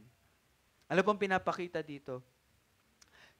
Gaya sa 2 Corinthians 5:21, para sa ating kapakanan, ginawa niyang may kasalanan siya na hindi nakakilala ng kasalanan upang sa Kanya tayo'y maging katuwiran ng Diyos. Siya po ay inalis sa Kanyang bayan dahil sa pagsalansang ng Kanyang bayan. Ibig sabihin po, siya ay ginawang kasalanan upang tayo na mga makasalanan ay maging katuwiran ng Diyos. So that is the gospel. Okay? So ang kaligtasan mo ay hindi po sa ginagawa at gagawin mo. It is through the person na gumawa neto. At alam niyo po ba anong tanong ng eunuko? Verse 34. Sinabi ng eunuko kay Felipe, ipinapakiusap ko tungkol kanino sinasabi ito ng propeta, sa kanya bang sarili o sa iba? Now, you know what is amazing sa tanong niya? Ito po yung tamang tanong. Ito po yung tamang tanong. Hindi po, paano ako maliligtas? And that's the very common question, di ba? How to be saved? Paano ako maliligtas? Yan po ay maling tanong. But ang tamang tanong, sino ang nagligtas sa akin? No? Isa po sa mga maling katanungan, ano ang dapat kong gawin? Hindi po ang tamang tanong, sino ang gumawa niyon? At marami pang tanong, ano ang dapat mangyari?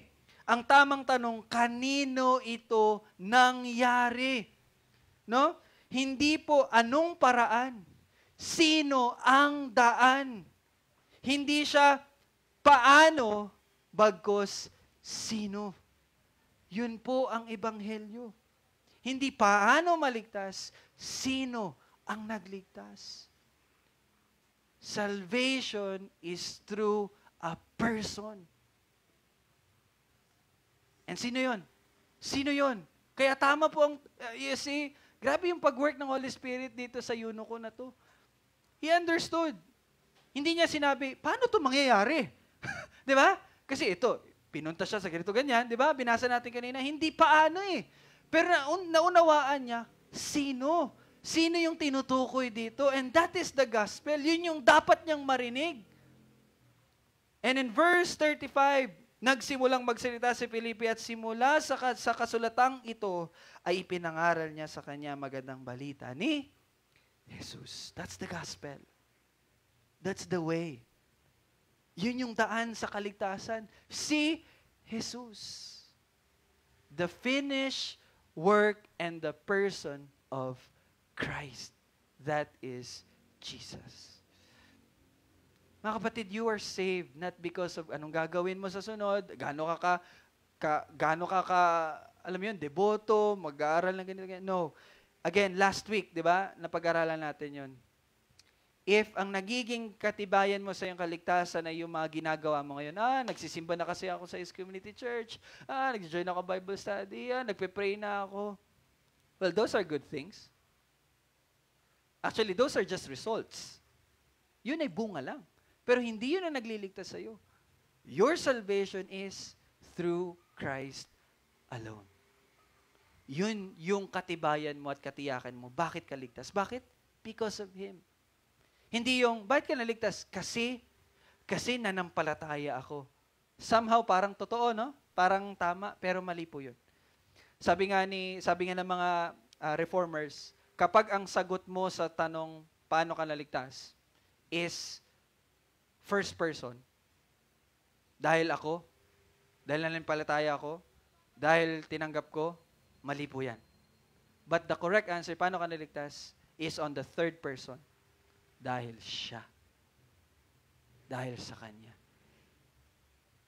That's our security in our salvation. You see? That's the gospel. Jesus Christ. That's the gospel. Okay? Now, sinabi po dyan, na nagpasimulang magsalita si Felipe at simula sa kasulatan ito ay pinangaral niya si Jesus, di po ba?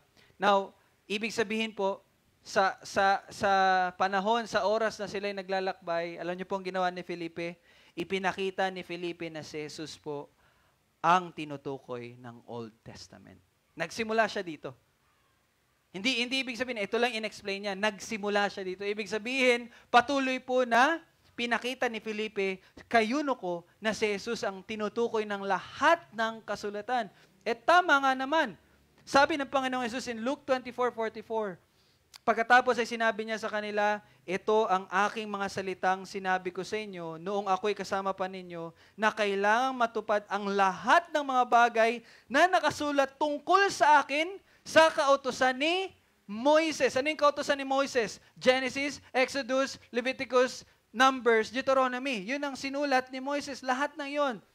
At sinabi niya sa mga propeta from 1 Samuel to Malakay. You see? Lahat ng iyon. At sabi niya, at sa mga awit, yun, kanina yung mabinasa natin, yung Psalms. Alam niyo po ba, lahat ng mga nakasulat sa Psalms points out to Jesus Christ. So if you want to know Jesus Christ, read the Old Testament. Huwag niyo pong sasabihin na, hindi, sa New Testament ko lang makakilala ang Panginoon. You are very wrong. You can never know Christ kung hindi mo babasahin ang the Old Testament. Because ang lumang tipan ang nagtuturo kay Jesus. The New Testament ay ang katuparan ng Old Testament. Kaya mali po yung katuroang Marcionism. Ano yung Marcionism? Na sinasabi na the God of the Old Testament is bad, the God of the New Testament is good. Hindi po, iisa lang po ang Diyos. At ang tinutukoy doon sa Old Testament is Christ. And the next part, malapit na tayo matapos, 36 to 38, sa kanilang pagpapatuloy sa daan, nakarating sila na sa may tubig at sinabi ng eunuko, tingnan mo, narito ang tubig. Ano ang nakakahadlang upang ako'y mabautismuhan? And 37, at sinabi ni Felipe, kung nananampalataya ka ng buong puso ay mangyayari. Sumagot siya at sinabi, sumasampalataya ko na si Jesucristo ay anak ng Diyos. In verse 38, inutos niyang itigil ang karwahe at lumusong si Felipe at ang eunuko sa tubig at binautismuhan siya ni Felipe. Now, ano po itong pinapakita dito? Ito po ang manifestation ng kaligtasan. No? Nag-manifest talaga. Nakita natin na ang eunuko po ay naligtas. Why? Kasi siya po ay sumunod. Sa anong paraan siya po ay nagpa-bautismo. At yun po ay utos ng Panginoong Jesus. In Matthew 28:19, sabi ng Panginoong Jesus sa mga alagad, go and make disciples of all nations, baptizing them in the name of the Father and of the Son and of the Holy Spirit, teaching them to obey everything that I have commanded you. And surely I will be with you until the end of the age. So one of the commandment po ng Panginoong Jesus is, kapag tinuturo nila ang ebanghelyo, they will be baptized. And ginawa po yun ng eunuko. Nag-manifest po ang pagliligtas. Because nag-confess siya ng kanyang pananampalataya. But there's something, meron ko pong sasabihin sa inyo. Verse 37, pansinin niyo po dyan. Di ba meron pong ganon? Ano po ibig kahulugan yan? Alam niyo ba kahulugan yan? Ang kahulugan po niyan is, meron po mga old manuscripts, yung mga original writings na wala po itong verse 37. Okay? At sabi po, ang pinaka malapit talaga sa accuracy, wala daw po ang verse 37. Pero kung kasama ang verse 37, let me tell you bakit ganito ang sinabi ni Felipe. Diba sabi ng eunuko, sige, babaptize ako. Pero sinabi ni Felipe, kung nanampalataya ka ng buong puso, ay mangyayari. Bakit po ganyan sinabi niya? Kasi natuto na po si Felipe. Saan? Sa nangyari doon kay Simon. Di ba? Simon got baptized pero hindi talaga siya seryoso at totoo. So kung kasama man ang verse 37, yan po ay pagpapakita na Felipe learned the lesson. Na hindi lahat na nagsasabi, okay, ako'y mananampalataya. There must be a true test. Kung ang isang taong nananampalataya ay sincero sa kanyang pananampalataya. That's why church, sasabihin ko po ito sa inyo, magkakaroon po tayo ng official church membership. Ito, lagi ko na ito sinasabi sa inyo. Magkakaroon po tayo ng official church membership at sa gawain po na iyon ay kailangan ko kayong interviewin. Kailangan ko din po talaga kayong tanungin. Okay? And so, formally, para makasali, matawag na kayo member po ng church membership. And nasabi ko na anong dahilan ng anong kahalaga ng church membership, di po ba? Kasi we are body, we are family. So, kailangan merong official at para alam ko po kung sino yung mga sasagutin ko sa harapan ng Diyos sa pagdating ng panahon. Ako po ang mananagot sa inyo. And that is true. That's the teaching of the Bible. Kaya hindi po talaga madali ang isang, kung there will be stricter judgment sa mga nagtuturo. Okay? Mas malaki yung palo. Okay? So anyway, in-insert ko lang po yun. Now, pero hindi lang po dyan nagtatapos.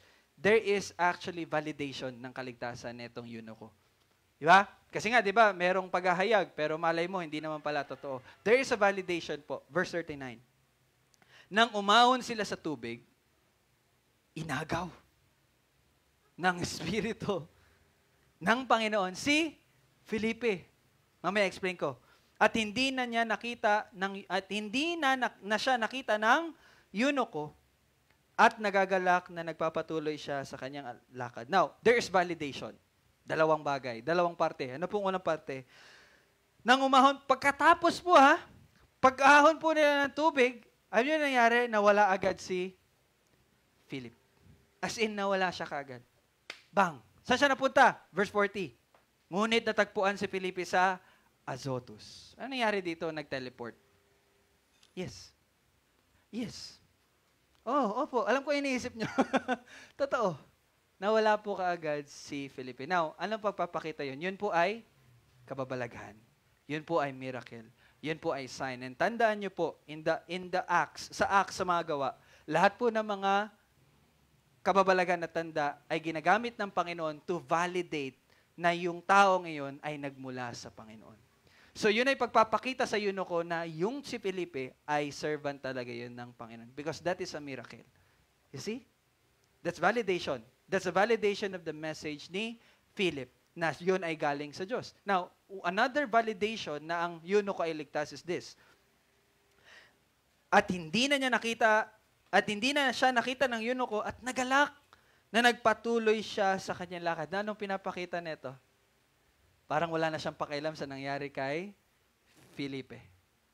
Di ba? Yung kababalaghan na yon, hindi niya na yun alintana. Patano ang pumupuno sa kanyang puso? The joy. The joy of what? The joy of knowing the Messiah. And that is Jesus Christ. Sa ating Bible study, John 4, a very good example and very timing. You see, this is not happenstance, but hindi po yun pagkakataon lamang, but yun ay, kahit yung nangyayari sa atin, kahit yung mga messages, you know what, ito po ang amazing, no? Bilang nagtuturo po sa inyo, ako po na-amaze talaga lagi. Kasi yung pinag-aaralan natin sa Bible study, and even sa Sunday, lahat po ay nagkakakonekta. No? And this is another example. Di ba yung Bible study natin sa John 4? John 4? Yung mga hindi nakakasali sa Bible study. Yung sa John 4. Na, alam niyo sa John 4, yung tagapamahala, di ba? Na may sakit po yung anak niya. Sa unang parte, sobrang alala siya sa kanyang anak. Pero nung nakilala niya na si Kristo, hindi na yun yung naging focus niya, but naging focus niya yung salita ng Diyos. It's the same thing na nangyari sa eunuko. Hindi niya naalintana yung nangyari kay di ba? Basta, wala siya. Okay, basta ako, praise the Lord. Di ba? Parang ganun siya. And you know what? Joy is actually the fruit of salvation. Now, let me read to you some verses. Malapit na po tayo matapos. In John 17:3, ngunit ngayon ay pupunta ako sa iyo. Ang mga bagay na ito ay sinabi ko sa sanlibutan upang sila magkaroon ng aking kagalakang ganap sa kanilang sarili. And in Romans 5:13, tunay na ang kasalanan ay nasa sanlibutan bago pa dumating ang kautusan, ngunit hindi binibilang, mali po ako. Romans 5, dapat pala 15. Okay, Galatians 5:22 na lang. Subalit ang bunga ng Espiritu ay pag-ibig, kagalakan. You see? In 1 Peter 1:8, hindi ninyo siya nakita gayon may inyong iniibig, bagamat ngayon na hindi ninyo siya nakita gayon may inyong sinasampalatayanan, at kayo'y nagagalak na may galak na hindi may paliwanag at puspos ng kaluwalhatian. So you see, joy is a result of someone's salvation. Kapatid, kung ikaw ngayon ay namamangha at natutuwa sa naririnig mo, I tell you, God is at work in you. Kasi naintindihan mo. Tandaan niyo po, hindi to magkakaroon ng sense sa inyo kung hindi kayo binuhay muli ng Espiritu Santo. Kasi ang taong natural ay hindi tatanggap ng mga bagay na spiritual. You have to understand that. Tayo ay natural dati kasi patay eh. Yun yung natural na tayo eh. Pero kung ikaw ay binuhay muli ng Espiritu Santo, now you have the ability na tanggapin yung mga bagay na spiritual.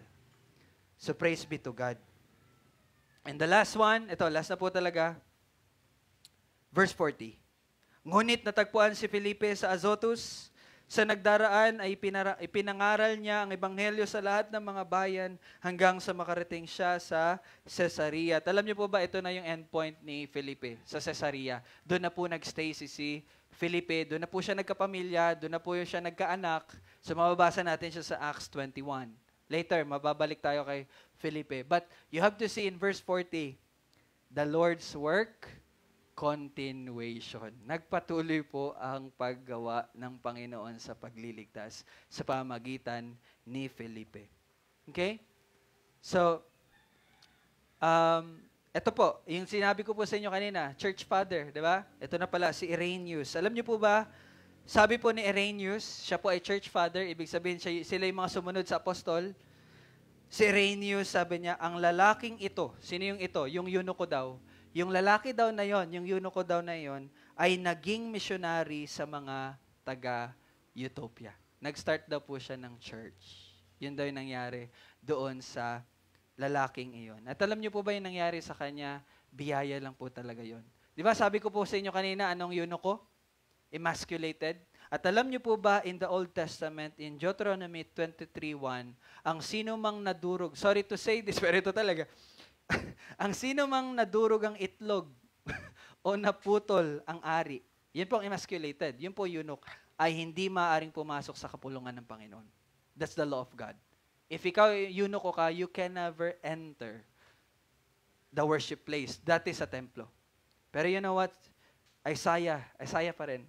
I think this is one thing na ikinalulugod din netong eunuko na to. Di ba 53 yung binabasa niya? I'm sure na nagpatuloy siya sa 56. At alam niyo anong sinabi sa Isaiah 56? Ang dayuhan na sumanib sa Panginoon ay huwag magsasabi, tiyak na ihiwalay ako ng Panginoon sa kanyang bayan, at huwag sasabihin ng eunuko, narito ako'y punong kahoy na tuyo. Bakit niya sinasabing punong kahoy na tuyo? Kasi nga, putol na yung ano niya eh. Na, wala ng life. Kumbaga parang ganon. Sapagkat ganito ang sabi ng Panginoon, tungkol sa mga eunuko na nanalangin ng aking mga sabat at pumipili ng mga bagay na nagkakalugod sa akin at nag-iingat ng aking tipan. So ibig sabihin po, the Lord accepted the eunuchs by the grace of God. So yung nangyari dito sa eunuko is actually a gift. Biyaya lang talaga lahat ng ito. Okay? Tandaan po natin, sapagkat sa biyaya, tayo po ay naligtas. At ang Panginoon ang nagliligtas. Kaya mamuhay lang po tayo bilang Kristiyano dahil meron pang ililigtas. Gaya nga ng last point, the Lord's work continues. At hindi pa yun natatapos ngayon kasi hindi pa naman bumabalik ang Panginoon. At alam niyo po ba, babalik ang Panginoon when the very last elect person ay nabalik na sa kawan ng Diyos. Then the end will come. Narinig niyo po yun? When the last elected person ng Panginoon, mula pa man sa simula, ay nabalik na sa kawan. Gaya nga ng prayer ni Daddy kanina, yung manaliligaw na tupa. Kapag yung lahat ng the very last na naligaw na tupa ay nabalik na sa kawan ng Diyos, then the end will come. Kasi kompleto na ang iglesia. The bride is completed. So, wala pa naman. So, ibig sabihin, patuloy po ang pagliligtas ng Panginoon. So, maging Kristiyano ka lang. Mamuhay ka lang bilang Kristiyano. Mula sa simula hanggang sa katapusan, ito ay mga gawa ng Panginoon. Kaya ang pinag-aaralan natin, ano? Mga gawa. At lahat ng ito ay mga gawa ng ating Panginoon. Purihin natin siya. Let us pray. Salamat, Panginoon, sa pagliligtas mo, O Diyos. Tunay, Lord, na hindi ito nagmumula sa amin, bagkus lahat ng ito ay biyaya mo lamang. Salamat, Panginoon, sa pagpapakita mo sa amin na very, very great example na lahat ng ng kaligtasan na nangyari sa bawat isa ay itinakda mo, sinadya mo, hindi ito pagkakataon lamang, ito ay gawa mo, Panginoon. Salamat, O Diyos, sa pagliligtas sa bawat isa. Ngayon sa Kanya na may kakayahang mag-ingat sa inyo mula sa pagkatisod at sa inyo'y makapaghaharap ng walang kapintasan sa harapan ng Kanyang kalawalatian na may malaking kagalakan sa isang Diyos na ating tagapagligtas sa pamagitan ni Jesucristo na ating Panginoon. Sumakanya nawa ang kalawalatian, ang karangalan, ang kapangyarihan at ang kapamahalaan bago pa ang lahat ng panahon at ngayon at magpakailanman. Amen at amen. Happy Lord's Day po. Praise be to God sa lahat. Kita po tayo ulit next Sunday. Bye-bye. God bless.